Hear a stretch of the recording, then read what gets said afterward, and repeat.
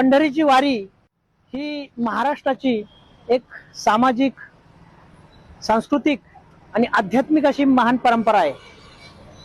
खरं तर हजार वर्षाची प्राचीन परंपरा असलेली ही वारी 2015 साली मुंबई हायकोर्टाने या वारीवर खऱ्या अर्थाने वाळवंटामध्ये भजन कीर्तन करण्यास बंदी घातली होती आणि या बंदीमुळे महाराष्ट्र शासन आणि वारकऱ्यांमध्ये फार मोठा संघर्ष झाला असता।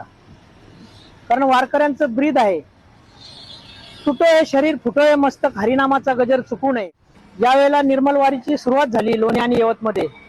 त्यावेळेला राष्ट्रीय स्वयंसेवक संघाची एक NGO सेवासहाय्यक संस्था, या संस्थेच्या मार्फत संघातील हजारो स्वयंसेवक खऱ्या अर्थाने याच्यावर काम करतात।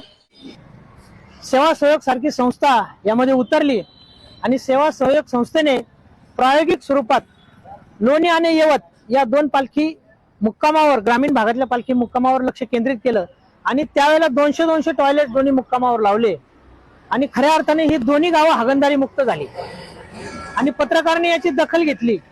त्यावेळेला पंढरपूरचे जे जिल्हाधिकारी होते तुकाराम मुंडे यांनी आमच्याशी संपर्क केला, त्याच्याबरोबर बैठकीला गेलो आणि त्यावेळेला त्यांनी सांगितले की तुमची जी यंत्रणा अतिशय चांगली आहे, ती यंत्रणा तुम्ही वाळवंटामध्ये राबवा।